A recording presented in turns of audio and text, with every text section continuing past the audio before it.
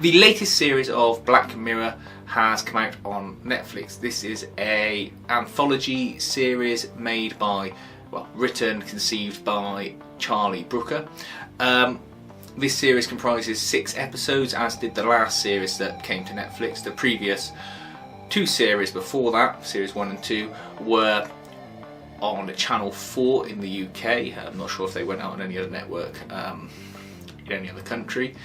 It's a high quality series of stories based around the near future and the effects of technology on society. Nothing's in the crazy distant future. It's all sort of 5, 10, maybe 20 years in the future. This series has a number of guest actors and directors. I would say none of them jump out as being particularly troublesome in that, oh look, there's a star, and it ruins your enjoyment of the show because you're so busy looking at the star. They're all well cast and the directors are well used. I thought best to just briefly go through each of the episodes and the thoughts on them, because they are all so different. The first one, and I think one of the standout episodes, is USS Callister. This is about an hour and 20 minutes long, and it's about a person who designs a video game simulation that you play by plugging your brain into a computer, and he has sort of skinned this simulation to be like the Starship Enterprise, but they don't call it that, it's just a Starfleet vessel, for copyright reasons I'm sure, but it is basically the traditional original series of Star Trek.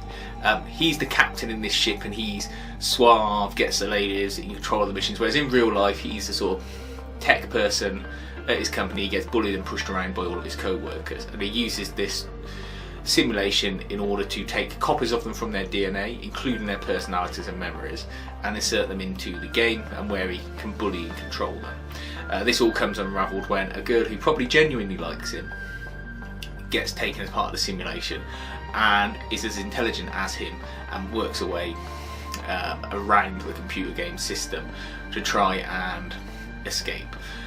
There's lots of nice little nods and twists in this, but there's a very good one at the end when they eventually escape into the internet and the online MMO RPG gaming world, and they expect everyone to be nice and kind to them, and it's just the first person they meet is a dickhead straight away, who threatens to blow them up out of their space region unless they trade with them.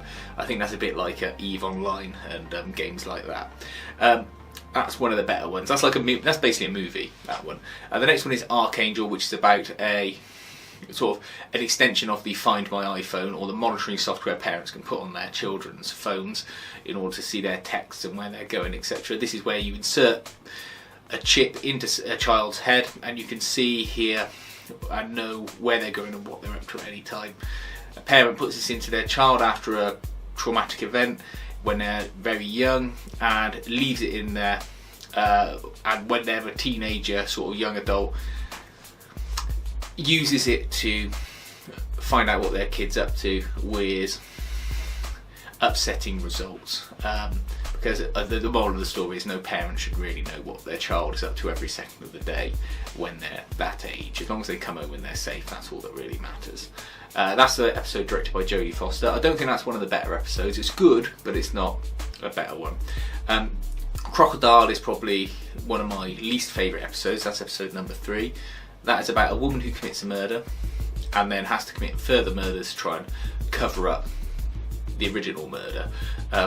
In the background you are seeing a loss adjuster for an insurance company trying to investigate an accident that happened around the same time as one of the subsequent murders, and using technology to view people's memories and recollections of events. Obviously this lady was in the vicinity of the accident when the murder occurred, and they just want to talk about the accident, and it ends up with those two coming head to head over it, and you can guess what happens to the loss adjuster. And there's a little twist at the end to show that everyone forgets that it's not just humans that have memories. But that was, it just felt a little bit dull, to be honest. I don't know if it's because of the casting or whatever, but it's just a little dull. The next one is Hang the DJ, which is another one of the standout episodes in the series. This is about dating apps and people's relationships, where effectively a computer system hooks people up for a period of time, whether that be 12 hours or 5 years or something in between, and they have to cohabit and be in a relationship with each other for that period of time, and then they rinse and repeat this process until the computer has enough information to work out who will be their ideal match. That's really a sweet story. It's really well written, really well cast. The people who are in it, you genuinely believe that they are real people who get along with each other, and I find that it was just an enjoyable watch, and it's got quite a sweet, nice ending to it as well. But the characters in between are well done. There's people that they initially think they would love to be with, and then they find out probably better they aren't. That's Hang the DJ, and that's a really good episode. The next one, episode number 5, is Metalhead. That's directed by David Slade of 30 Days of Night. It's a film that immediately springs to mind. That's a black and white film. It's only 38 minutes long.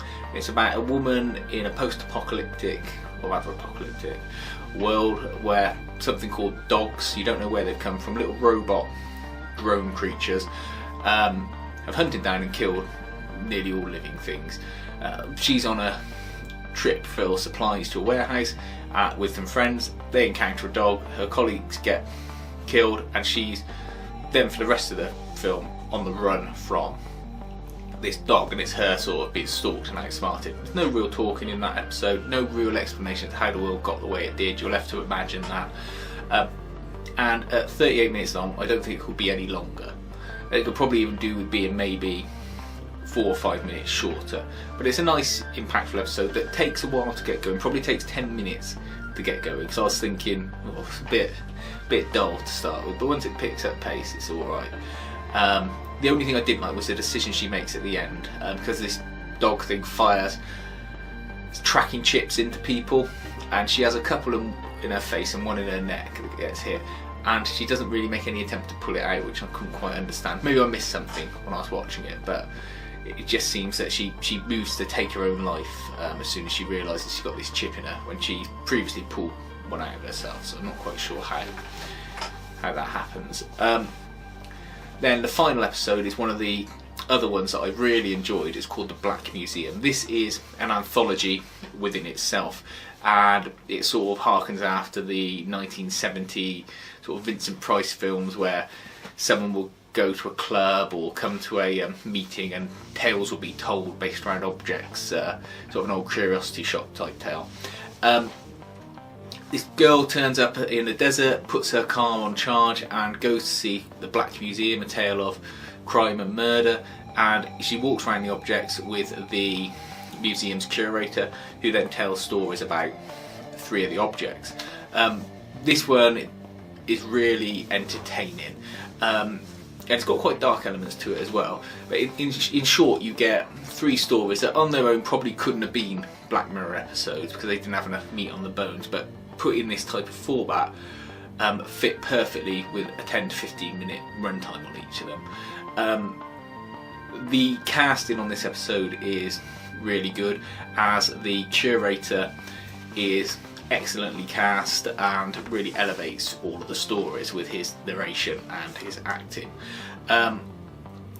And it's got a nice sting at the end that draws together all of the stories as well. If you've seen the previous episodes and series of Black Mirror, then there are nods within this museum to those episodes, and you know, it won't ruin it if you don't know them, but they're just nice little touches to show that it is all in a linked universe of some sort, and there's references to things in the previous series as well, not just this series, so it's good for sort of eagle-eyed viewers. Black Mirror is a sort of high quality anthology series. When you've had recent attempts like Dimension 404 that were okay and tried to take a silly attitude towards it, this stands out as being a sort of gold standard. And to think that each episode is written and conceived by Charlie Brooker himself, as opposed to some team of writing staff that a lot of the sort of American shows seem to have, it just goes more to show that this is one person's sort of energy, effort and creativity, as opposed to just something that's been churned out. I appreciate directors and actors have a great input into this, but with a science fiction type story, a lot of it will come from the writing and can't be papered over through special effects and lighting, etc. Definitely worth watching and taking in. Most of them are like movies in themselves, and I think it's great that this series got taken over by Netflix and had the amount of energy and money and effort put into it, and it's become like a gold standard for modern science fiction tales. So yeah, definitely worth a watch.